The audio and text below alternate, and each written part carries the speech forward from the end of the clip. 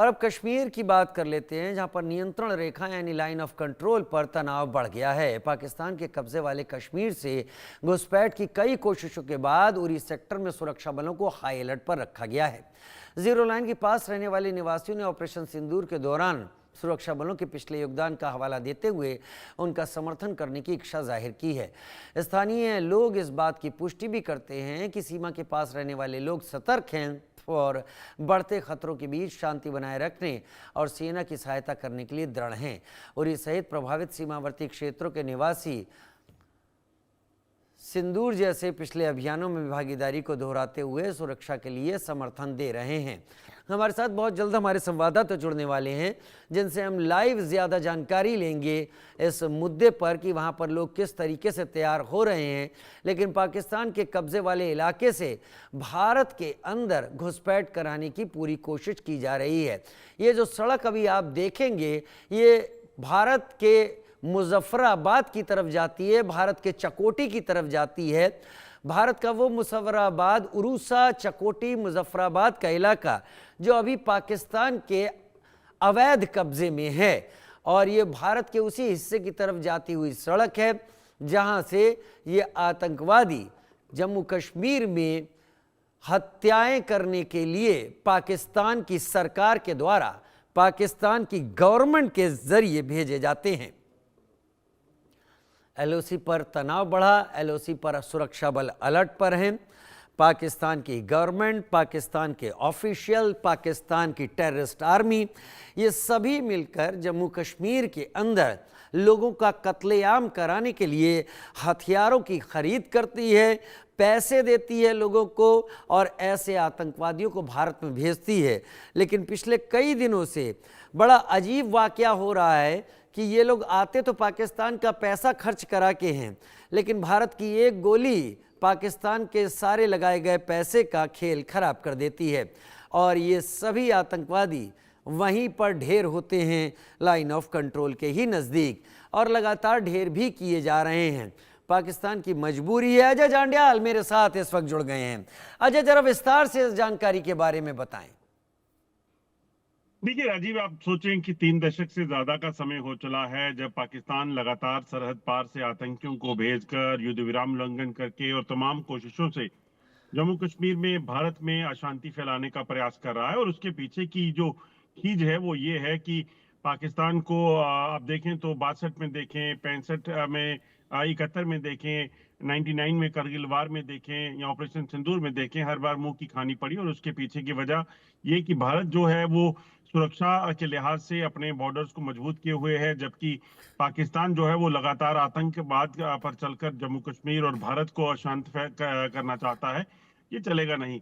पाकिस्तान आज की बात करें तो लाखों करोड़ों रुपए हर साल जो है वो आतंकवाद के लिए खर्च करता है और चाहता है कि वो जम्मू कश्मीर में उसी आतंकवाद से कहीं ना कहीं अनरेस्ट फैलाएं और उसके बाद जम्मू कश्मीर के नाम पर वो दुनिया से पैसा बटोर सकें, वो या फिर जो जम्मू कश्मीर के युवा हैं उनकी जिंदगियां खराब कर सके। मगर भारत और खासतौर पर सुरक्षा एजेंसियां लगातार तत्पर हैं, और यही जैसा आपने कहा कि लाखों करोड़ों खर्च होने के बाद भी एक गोली और जान जो है सीने से बाहर, और उसके बाद आतंकी जो है वो मुर्दा पड़ा होता है। और इसी तरह से आप सोचें, हजारों आतंकी सरहद पार से यहाँ आए जम्मू कश्मीर को डिस्टर्ब करने के लिए, मगर उन्हें इसी तरह से मौत के घाट उतार दिया गया सुरक्षा बलों द्वारा। और इस चीज को सुनिश्चित किया कि देश की शांति को कोई भी कहीं ना कहीं डिस्टर्ब ना करे। वाकई देश और शांति को कहीं ना कहीं डिस्टर्ब ना करें, लेकिन ये मौसम ऐसा है जब पाकिस्तान भी पूरी कोशिश करता है, और ये मौसम ऐसा है कि जब इस तरीके के इलाकों में जो टेरेन है, आप मुझसे बेहतर आप जानते हैं, जहां पर इस ठंड में इन आतंकवादियों को उसी सीमा के पार ही ढेर करना ये आसान काम नहीं होता। लेकिन क्योंकि बर्फबारी हो जाएगी, इसलिए आतंकवादियों को भेजने की तो हर संभव पाकिस्तान कोशिश कर रहा होगा। क्या सभी एलओसी के इलाके में ऐसा ही विजिल है, एक्स्ट्रा विजिल है आतंकवादियों को देखते ही ढेर करने का? देखिए बिल्कुल, आप देखें तो लाइन ऑफ कंट्रोल का इलाका हो या अंतर्राष्ट्रीय सीमा का इलाका हो जो जम्मू कश्मीर में है, यहाँ पर सैकड़ों किलोमीटर लंबी तारबंदी पर जो है वो सेना के जवान, बीएसएफ के जवान चौबीसों घंटे अपने देश की सरहद की सुरक्षा को सुनिश्चित करते हैं और उसके साथ साथ इस चीज को सुनिश्चित करते हैं कि इस तरफ रहने वाले जो आम नागरिक हैं उनको कोई नुकसान ना हो।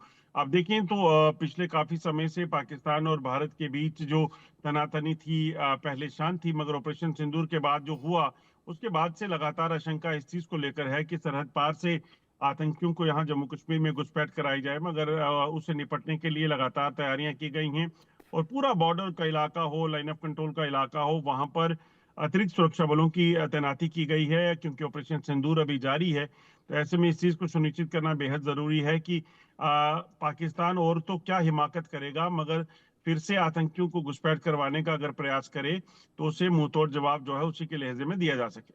वाकई मुंह तोड़ जवाब दिया जा सके। पाक के कब्जे वाले कश्मीर से घुसपैठ की कोशिश। उरी सेक्टर की बात बहुत ज़्यादा हो रही है अजय, ये उरी सेक्टर इतना ज़्यादा क्यों चर्चा में रहता है जब भी हम ऐसे वक्त पर घुसपैठ की बात करते हैं?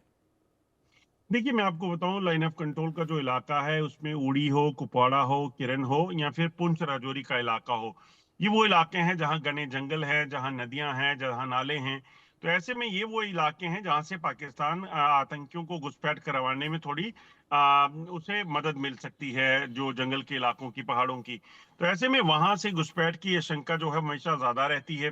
पिछले कुछ समय में 2 बार आतंकी घुसपैठ की कोशिश हुई, उसे नाकाम किया सेना ने। और अभी भी आप देखें तो जो जानकारियां हैं, 100 से ज्यादा आतंकी एलओसी के इलाके में घुसपैठ की फिराक में है पाकिस्तानी सेना के साथ, मगर उन्हें रोकने के लिए, उन पर कार्रवाई करने के लिए सुरक्षा बलों की तैनाती जो है वो की गई है। भारतीय सेना लगातार चौकस है, बीएसएफ के जवान लगातार सतर्क हैं इस चीज को सुनिश्चित करने के लिए कि अगर कोई हरकत हो तो उसे कहीं ना कहीं नाकाम किया जा सके। दरअसल जम्मू कश्मीर में जो लोग युवा हैं उनको आतंकवादी गतिविधियों में शामिल करने का जो पाकिस्तान का पहला प्लान हुआ करता था, जब वो रिक्रूटमेंट नहीं हो पा रही, तो ऐसे में पाकिस्तान के पास इसके अलावा कोई ऑप्शन नहीं है कि वो सरहद पार से यहाँ पर घुसपैठियों को भेजे। तो उसी की कोशिश पाकिस्तान जो है वो कर रहा है, मगर सुरक्षा बलों के जवान जो है वो लगातार डटे हैं ताकि किसी भी तरीके से उनकी इस मंशा को नाकाम किया जा सके। बहुत शुक्रिया मेरे साथ जुड़ने के लिए अजय जांडियाल, इस जानकारी के साथ आपका। और हम बात कर रहे थे उरी सेक्टर की, जहां से पाकिस्तान आतंकवादियों को भारत के अंदर भेजने की कोशिश कर रहा है, लेकिन स्थानीय लोग सीमा पार से आतंकवादियों को भेजकर शांति भंग करने के पाकिस्तान के बार बार के प्रयासों पर चिंतित भी हैं और सेना के साथ अटूट सतर्कता और सहयोग की आवश्यकता पर जोर भी देते हैं। इंडिया न्यूज की एक्सक्लूसिव रिपोर्ट देखिए। बीते कुछ दिनों से लगातार निरंतर रेखा से सटीक गांवों में एक अलग ही हलचल देखने को मिल रही है। लोगों को ये डर भी सता रहा है कि कहीं ऑपरेशन सिंदूर फिर से रिज्यूम ना हो जाए, क्योंकि जिस तरह पाकिस्तान के पीओके वाले कब्जे वाले इलाके में हरकतें देखने को मिली है, कई सारे ऐसे टेरर लॉन्चिंग पैड्स जो है नए सिरे से बनाए गए हैं जो कि ऑपरेशन सिंदूर में ध्वस्त किए गए थे। और आज भी हम इसी एलओसी एरिया के एक गांव में है जिसका नाम सलामाबाद दक्षिणा है। ये जो आप पूरा एरिया देख रहे हैं, ये सलामाबाद दक्षिणा के वो घर है जिन्होंने ऑपरेशन सिंदूर में काफ़ी ज़्यादा हैवी आर्टिलरी फायरिंग का सामना भी किया था, क्योंकि जब भी पीओके और पाकिस्तान से फायर आता था तो इस बस्ती को भी काफ़ी ज़्यादा नुकसान जो है उस समय पहुंचा है।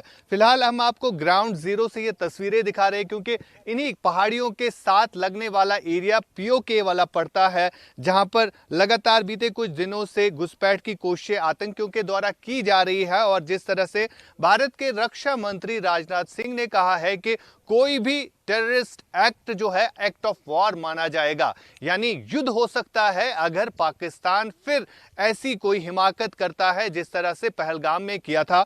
लेकिन फिलहाल इन गांवों में अब सरकार की तरफ से बंकर्स जो है वो बनाए गए हैं।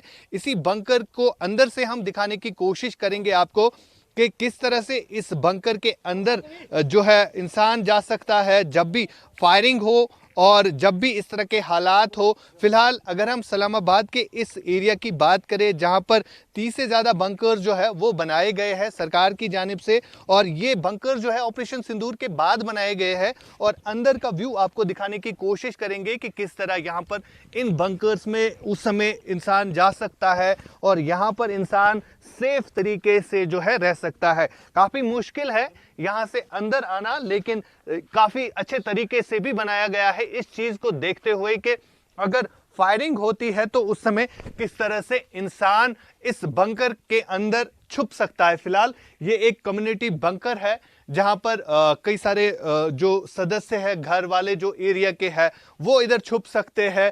और इससे पहले जब ऑपरेशन सिंदूर हुआ था तब किस तरह का माहौल यहाँ के गांव के लोगों ने झेला था। हमारे साथ कुछ लोग हैं जिनसे हम बात करेंगे। आप मुझे बताइए, आप यहीं पर रहते हैं और जब ऑपरेशन सिंदूर हुआ था तो किस तरह का माहौल यहाँ पर था?